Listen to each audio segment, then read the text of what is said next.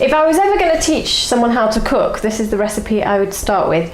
It's my poached chicken. It's the easiest recipe in the world, and I guarantee the results are just going to make you feel like a domestic god or goddess. I do use organic and free-range chicken, and I know for a lot of you the price, I'm not going to hide, it's expensive. So $8.99, this chicken is going to produce enough meals for half the week, okay? So when you look at it like that, it's quite economical.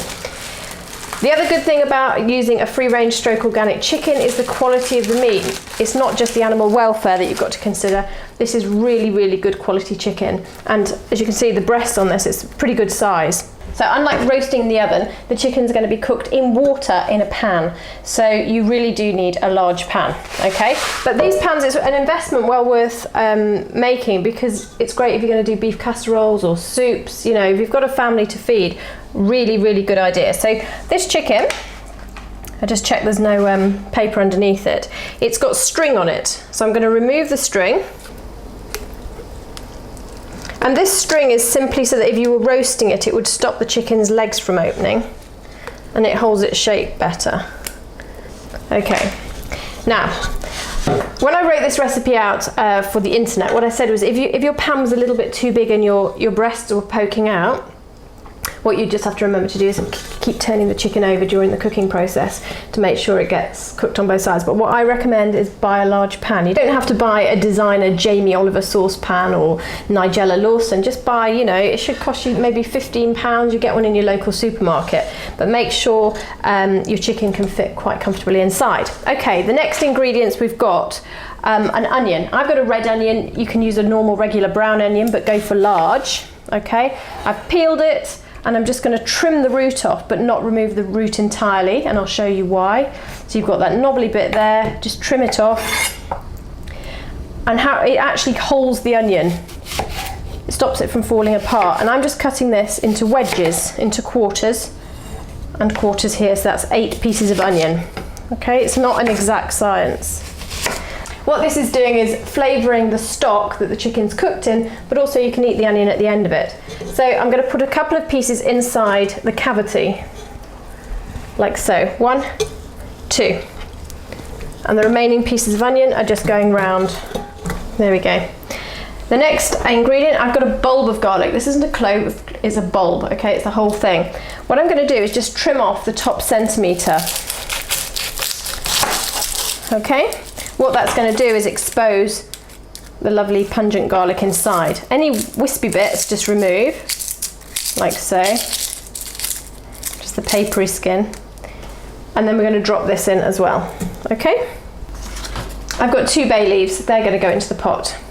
And 6 peppercorns. I've got a lemon, and this is optional. If you don't buy a lemon specifically, if you're sort of concerned, they can be about 40p, it can be quite expensive. But cut it in half. I'll use half for my G&T, and then the other half will go into the cavity again. The reason why I'm putting stuff inside is because it will add moisture on the inside and permeate to the outside of the chicken. But really, although I'm talking a lot here, what I'm basically doing is chucking a load of vegetables in a pot. So even if I only had onion and carrots and a few peppercorns, it's not the end of the world, okay? If you don't have peppercorns and you've got grinding pepper, that's fine as well, just a good, you know, generous amount of pepper. I've got some salt. We're adding about a teaspoon of salt. 1 stock cube or some powdered stock. I use this powdered stock because it's pretty good quality, but I'm going to use a teaspoon. The next ingredient I'm going to add is some wine. This is another optional. When I wrote the recipe for the internet, I put a few items that are optional. If you've got it at home, great. If you don't worry about it. It's the equivalent of a wine glass, which is approximately 75 mils, or a glug. Okay?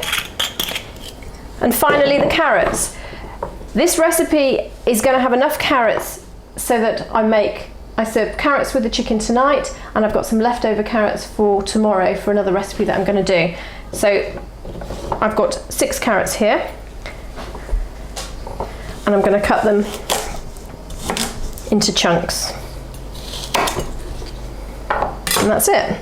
So in here I've got a head of garlic, 1 onion, carrots, a lemon, teaspoon of salt, teaspoon of socks, no, a teaspoon of stock, a teaspoon of stock, 2 bay leaves, 6 peppercorns, and the final ingredient is water. So I'm going to put this on the hob.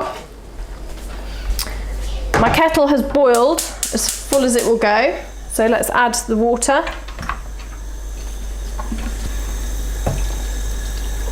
So I'll add enough water now to just cover the, let's see, that's enough water for me because basically it's really high up the sides, okay, so I don't want to fill it anymore. I can push the chicken down a little bit, like so, but also I will turn it over during cooking. What I'm going to do is I'm going to bring this to the boil, so I'll put the lid on, bring it to the boil, and then reduce it to a simmer. And I'm going to show you what a simmer looks like, because a lot of people say, well, what's a simmer? You know, a fast boil, slow boil, all those things. So I'll show you. And then when it's reduced to a simmer, I'm going to be cooking it for 45 minutes to an hour. And I don't know exactly how long, because obviously it's quite a large chicken, but I'll show you how you can see that it's cooked.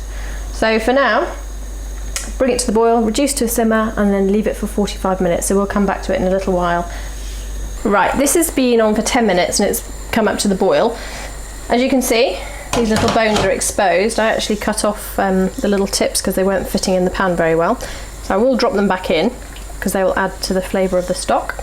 This is too fast a boil for poaching a chicken. We want to reduce it to a simmer. Now, what defines a simmer? Basically, I'm going to lower the temperature so that there's a bubble breaking very randomly around the pot, but it's not bubbling all over. As you can see, this breast area here is exposed, so in about 20 minutes I'm going to turn it over very carefully because it is boiling stock. So total cooking time, I'm looking at 45 minutes to an hour. So I put the lid on, gentle simmer, and then we'll come back to it in about 20 minutes to turn the chicken and continue cooking. And that's it. The chicken's been cooking for roughly 20 minutes, so I'm ready to turn it over. Now the reason I'm turning it over, if you remember, is because this part isn't submerged. If I pressed it, it probably would be actually, I think it floats slightly. I'm using a wooden spoon because the flesh, as it's cooking, is going to become quite fragile. So there's no real skill art to this, it's just a case of doing it without burning yourself. I'm turning it over, so now the breast is breast down. It doesn't matter whether you start breast down or back down, it doesn't matter at all.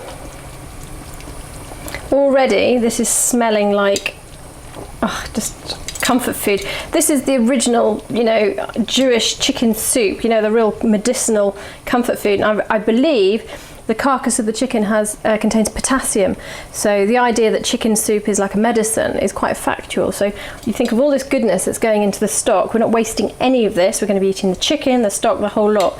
It's actually going to be doing us a lot of good as well. So I'm quite happy that I've got my breast side down now, so I'm going to leave this for another 20 minutes and possibly turn it over again. Okay, this chicken's been cooking, I said 45 minutes to an hour, and I've had this chicken cooking an hour because it was rather large, okay? So I'm going to show you how to see whether it's cooked. You want it to be slightly overcooked rather than undercooked, and if you come close using these tongs, because it is going to be very hot, if I try to pick the chicken up by the leg, you see how easily the leg comes away? And you see there's no blood down there. Basically what we want is for the meat to be falling off the bone, quite literally. The fact that the bone's exposed here is another sign that the chicken's really well cooked. So again, I'll show you on this side. If I just pick the chicken up by the leg, and you can see the bone separates really easily. I'm going to be serving this chicken tonight with some of the carrots. I've got some of my lovely cinnamon cabbage and some new potatoes. The remainder of the chicken that's on the carcass, I'm going to, much later on tonight when it's cooled down, otherwise I'll burn myself, I'm going to take the chicken out, allow it to cool and remove all the meat from the bone, allow it to cool down and refrigerate it, and the leftover chicken I'll use to make my chicken pasties, and the leftover stock, again, I will allow to cool and refrigerate, and that will make my risotto. So already you can see this one chicken in a pot recipe has got a bit of a journey to go before we're finished with it. But in the meantime, it's time for my dinner. You're going to try my lovely cabbage and tell me what you think.